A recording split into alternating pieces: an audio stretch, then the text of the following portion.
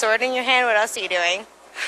Is this the first time you've ever seen the mural? Yes, it is. I've seen it on the internet before. So, all right, so you've seen it on the internet, and I saw you turn the corner, you're like, oh my God, here it is. So, all right, so what are your thoughts on it? You know, I've heard some theories where there's like an underground facility in this airport. It's just like really dark and kind of scary looking. It is a little creepy looking, yeah. Machine gun wielding. And the crying innocence in the background. Yeah, it's kind of creepy. Like fleeing? That's yeah. Real creepy. Oh, it's just, I mean, this is kind of sad, obviously. A kid who died in Auschwitz, 14 years old. Yeah. That, you know, basically their childhood was taken away from them through everything they went through, it looks like. You know, they hate enemies, they hope that one day they'll be able to wake up and laugh again. It's sad that there's people out there that think like that. Some people say it's put here to kind of distract people from what really goes on in DIA. Don't you think it's an odd place to put a mural like this in an international airport? I mean, it's kind of weird, isn't it? It is. Like, I mean, if you wanted to send a message to someone, I mean, it's kind of the best place. So do you think this is more of an artistic endeavor, you know, with the symbolism and everything? You know, this guy kind of looks like a Nazi, but is there any hidden meanings, a dark hidden meaning, or is this more kind of an artistic piece, you know?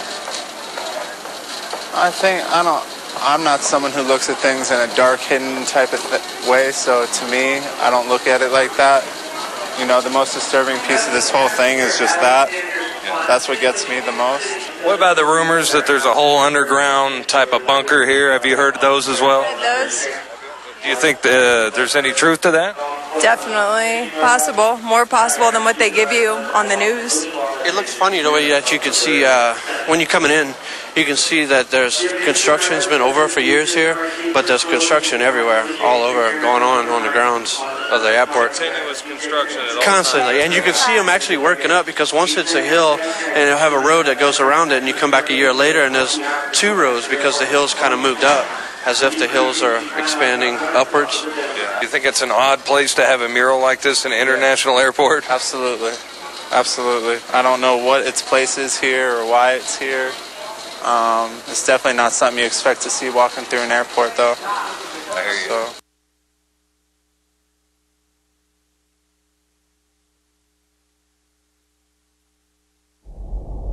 Hundreds of nations have fallen to tyranny in the last century alone. This is our last chance to not relive history. As we're finishing off this agenda, they'll be pulling the rug from underneath Americans at home. They have tremendous influence on our president and Congress, and they really are calling the shots. I think it's incumbent upon all of us as American citizens to pay attention. Fall of the Republic identifies the enemies of our nation, the criminal offshore cartel, hell-bent on destroying sovereignty, and on its ashes constructing world government. Tim Geithner, Bernanke, they're arsonists. They're asking for more matches. And the Congress is saying, who do we make the check out to? Today seems like nobody does care. And right now in Washington, D.C., we have seen a fall of the Republic.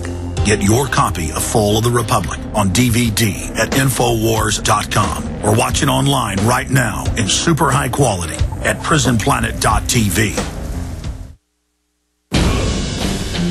We now take you live to the Central Texas Command Center in the heart of the resistance. You're listening to The Alex Jones Show. I tell you, as we get more and more dependent on computers, it really illustrates the problems that we face as a society.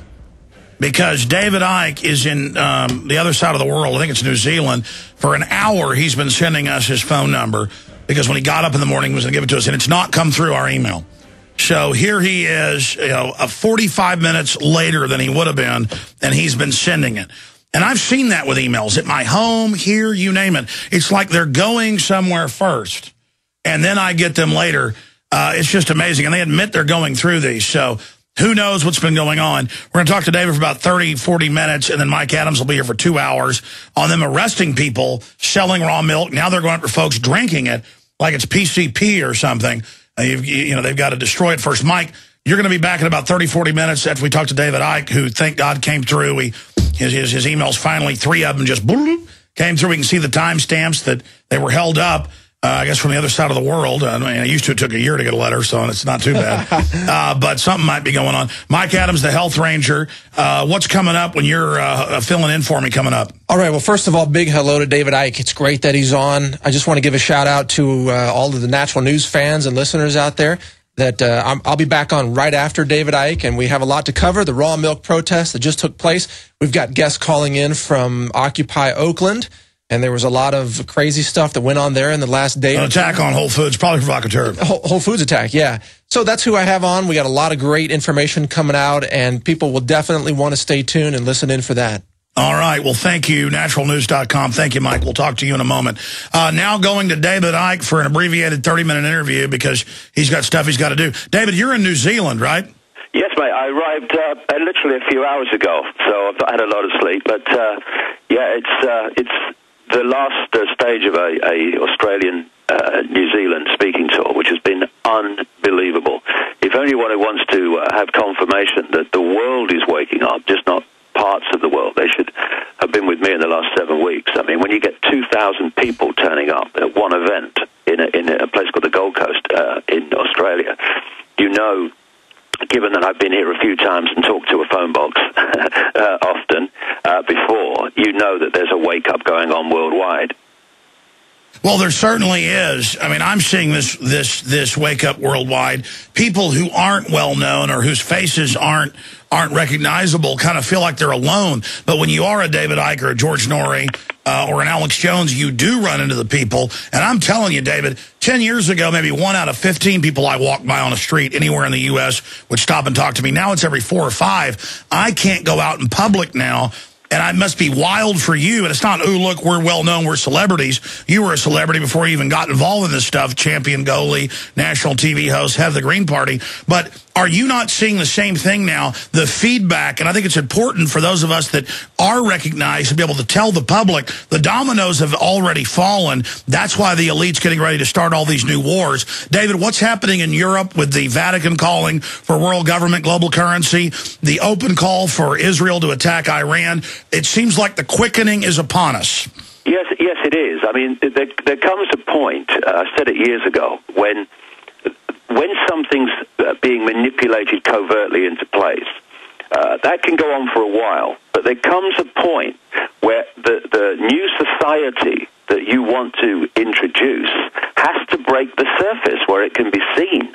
And that's what we're seeing now, this window of opportunity where it's not sometime over the rainbow anymore. It's not this is coming if. It's here. It's how deeply are we going to allow it to go in, and how much are we going to pull it back from where it's already got.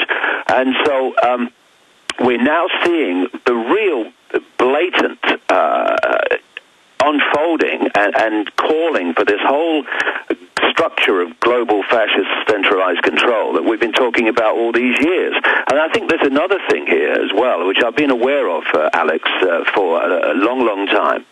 And that is that as this awakening more and more manifests itself, and although, these protests around the world, lots and lots of people involved, fantastic that they're doing that, but they have to get streetwise to the game that's being played, otherwise the game will play them and use their genuineness to do it.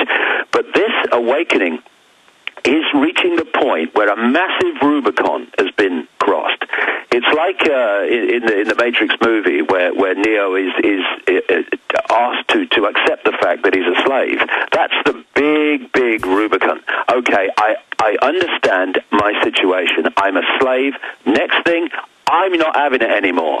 And this is where these protests, the genuine people out there around the world doing this, they've crossed that line. I realize I'm a slave. I realize the world is deeply corrupt beyond anything I thought before, and I'm not having it. Now the next stage is to get streetwise, because if that doesn't happen, then you can get manipulated into calling for things that force which you are out there challenging actually wants to introduce. And so what we're seeing, for instance, now in Europe is the euro being basically attacked because of a simple reason. People say, well, it's not good for the euro that it's not working. It's not supposed to work. They want a one world electronic currency. Therefore, they have to make currencies in all the forms that they are now not to work so they can offer the solution and the solution until they get to that point of a single electronic currency. So what the euro has been is a stalking horse. All over Europe, you had the lira, the franc, the Deutschmark, all these different currencies. Now, if you want a one-world currency, you've got to mop them up. And if you're going to mop them up one after the other, you know, in terms of individual countries, then it's going to take you a long while. So you introduce a single currency for all those former multiple currencies in Europe, and you introduce the euro. Now the lira's gone, the franc's gone, the Deutschmark's gone. You, one fell swoop, you've done it. You know, apart from one or two like Britain, I still have the pound. But then, next stage, you've got to make eventually the euro not work, because that's not your end product. Your single electronic currency is your end product, and thus we're seeing the undermining of the euro. I'm not saying it will disappear tomorrow, but it will disappear eventually. And for it to disappear, it's got to be made not to work, and for people to think something has to replace it. And that's the way we're going all over the world. And when you've got the Vatican, which is the Church of Babylon relocated, I mean, you do the historical research, the Church of Babylon relocated to Rome. They just changed the names. And so it's absolutely in line with the whole plot that a Vatican organization would come out and join George Soros and all these other people calling for a central bank, a world central bank. And this is the big point, Alex, in terms of the protesters, because I've seen some of this over the last few weeks, where people are being manipulated to, some of them anyway, to call for some kind of democratic world authority to take over the banks, democratic control of the banks and all this stuff. It's a scam. It's what they want. I mean, let's just analyze this. We have got into this mess of the control of the few over the many in a simple process, the constant, incessant centralization of power in all areas of our lives. They gave it a name decades ago, globalization. That's just the agenda unfolding. So we got into this situation because control of the banking system is in the hands of so few people. Therefore, the few dictate and run the financial system for the many. This is where this whole thing about the 1% and the 99% has come from. You look at government, centralization of power. In Europe now, because the European Parliament's just a talking shop to give the illusion of any kind of democratic, process in the European Union. It's dictated from Brussels by dark suits that are appointed by the cabal. So now the central few in Europe are dictating to the whole European population that are involved in the European Union. And so we're in this mess now where countries like Greece cannot individually respond to their problems.